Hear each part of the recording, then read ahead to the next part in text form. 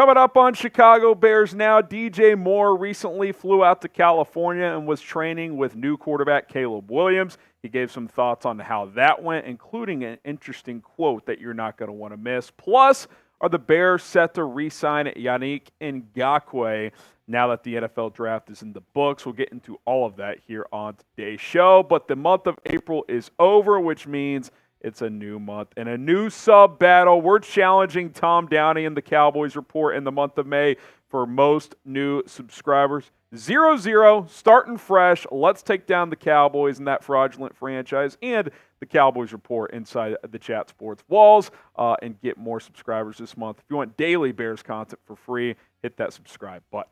All right, DJ Moore talking about Caleb Williams recently after going out to work out with him and to catch passes from his new quarterback. See a photo here that was circulating on Instagram and Twitter of those two guys training together, which is really, really cool, by the way. Here's what DJ had to say about Caleb Williams. He said it was good. He asked me to come out to California. I went there. We had a good throwing session. We were bouncing ideas off of each other, how we're going to do things and stuff like that. It was a good one, talking about a good workout. And I think what I really like here the most is Caleb inviting him out. Now, it's a bit unclear, was this before the draft, after? I think it was probably before, because remember when that report and Rome Odunze coming out and saying, yeah, it's working out with Caleb, Keenan, and DJ. I'm guessing it was overlapping with that time, which that's almost even more impressive. Like, hey, you want to come on out and train with me?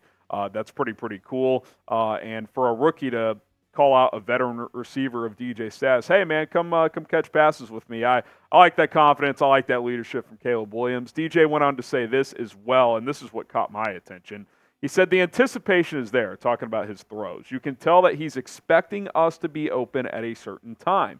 That's going to be one of the things that's better. You got to be on the same page with him going forward. It's just going to take some time. Maybe it's going to be fast or it might take some time, but I'm hoping it's fast. That's the part that stood out. Anticipation is there.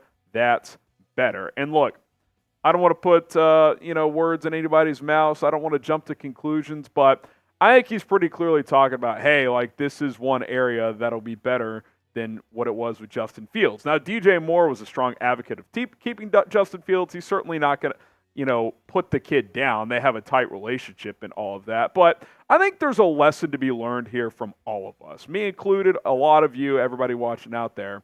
Just because DJ and others, I know Jaquan Brisker was a strong advocate, DeMarcus Walker, other teammates were public and said, hey, man, pounding the table for Justin, want to keep this guy. Well, I'd be disappointed if they weren't. That's their quarterback. He's a good teammate, all that stuff. But they know it's a business, and at the end of the day, these guys are going to move on. They're going to move forward. Justin has moved forward in Pittsburgh. These guys move forward. DJ's already training with Caleb Williams, saying really good things about it, talking about how his anticipation is better than what the team had last year as a passer, which is cool to think about. Jaquan Brisker was at the facility dapping up Caleb Williams after he got drafted. So, this is a strong locker room. There's good leadership at the top with Ryan Poles. These guys are going to be just fine. And quite frankly, I think they've already moved on. And that's what you got to do because these guys have big goals of winning at a high level. And they know they need Caleb Williams to do just that. So being on the same page with him is very, very important. Now, who do you think is going to have the most receiving yards in 2024? Do you think it's going to be DJ Moore? If so, type DJ. If you think it's going to be Keenan Allen, type KA. Or how about the new guy, Rome Odunze? If you think it's going to be Rome, type RO. Let us know, DJ, KA, or RO. Okay, let's talk Ngakoue. Are the Bears going to re-sign the veteran pass rusher who played on a one-year contract last year? Dan Wiederer hopped on 670 The Score, the Tribune's Bears reporter, and said, I wouldn't rule out the idea of Ngakoue coming back and being that other pass rusher to help out Sweat and to be in the mix with DeMarcus Walker. You look at the raw stats in 13 games, you're like, okay, the production was down compared to prior years, but not horrible, right? 4 sacks in 13 games, not good, but not bad, right? Okay overall. He then broke his ankle and missed the final 4 weeks. I have a lot of thoughts here. I'm going to get into some pros and cons of a potential Yannick Ngakoue reunion coming up here in just a few moments because I think there are pros and cons to this move. So we'll talk about that here in just a second. But speaking of Rome Odunze, why don't you get his jersey? Represent the new number 15 on the Bears. Chatsports.com/Rome. That link is in the comments and in the description. Get yourself a Rome Odunze jersey today. Chatsports.com/Rome. You are going to love this guy in Chicago. All right, now we dive into this. Should the Bears re-sign Yannick Ngakoue? Let's get to some pros before we get to some cons here. I think the number one thing is, look, he knows the system. Matt Eberflus still running the defense. Yes, you have a new defensive coordinator and title with Eric Washington, but it's Flus's scheme. Washington will just help with a lot of the game planning, a lot of the work during the week, obviously, in terms of that regards. Fit in well in that regard, so he knows what's going on. But I think this number two thing is important as well. He seemed to fit in well in the locker room, which there seemed to be some questions if that would be the case because he has bounced around so much, but he would dap up Flus before every game. He was kind of a rah-rah guy, not to the level of DeMarcus Walker, but I do think teammates liked him, and so you've got that going for him as well. And look, the Bears need more pass rushers, right? So that would be another reason to bring him back and another valid one in that regard. And Ngakoue would certainly provide, you would at least think, some help. The question is how much? And that's where we get to the cons here.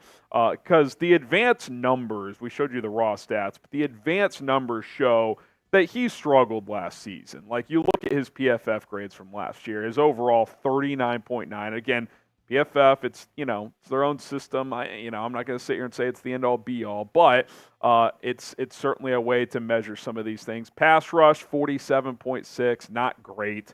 Run defense, we know he's never been a great run defender.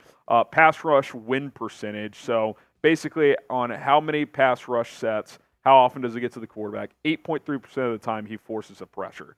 That's less than 1 out of 10 snaps. That's not very good. You're hoping to be at least 12%. That's probably, average to above average. He's at 8.3. Now, I thought I'd have to go chart the actual plays, but it felt like he played a little bit better once Montez Sweat got there. It certainly seemed that way. I don't know if the raw numbers would show that, but it makes sense that if a guy comes in and draws more attention, then a guy like Ngakoue could clean up some more plays. It felt like that was the case.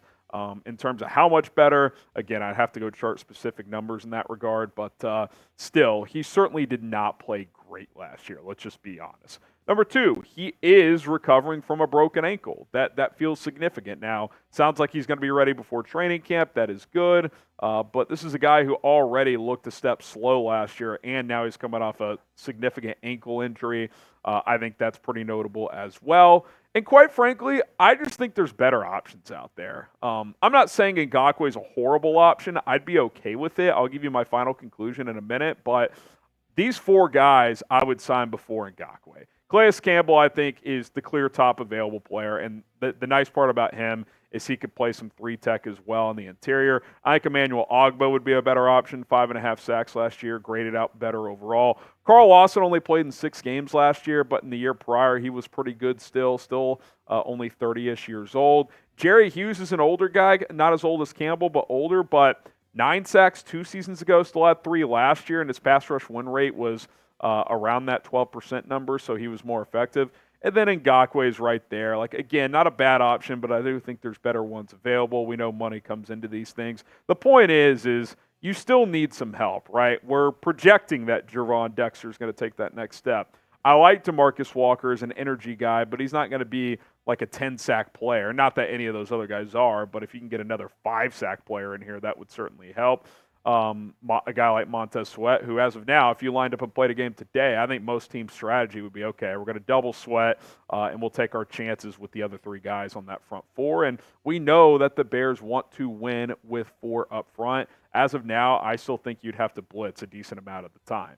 So make the call. Would you re-sign Yannick Ngakoue? Type Y for yes, or you can type in for no. Give us your thoughts in the comment section down below. My ultimate conclusion here is, look, I would rather sign a Calais Campbell, maybe an Emmanuel Ogbah, but if the Bears bring back Ngakoue for cheap, I'm talking less than $5 million. Certainly you're not going to give him the $10 million from last year. It's a fine move. Fine is the word I would say. I wouldn't be doing cartwheels like last year. I was amped about it. I thought he'd be a better player. He wasn't. If they brought him back, I'd be fine with it. I'd be cool with it. You know, he certainly can't hurt. I don't think he'd play crazy snaps, but if he's part of the rotation, comes in and be, you know, third down pass rusher, you kind of stagger his and DeMarcus Walker's snaps, bring along Austin Booker. I certainly would not mind the move, depending on the price, which I don't think would be that high. All right, guys, that's going to do it for Chicago Bears Now. Appreciate everybody for tuning in. We'll be back with more later, so subscribe and turn on notifications so you never miss an episode here on the channel.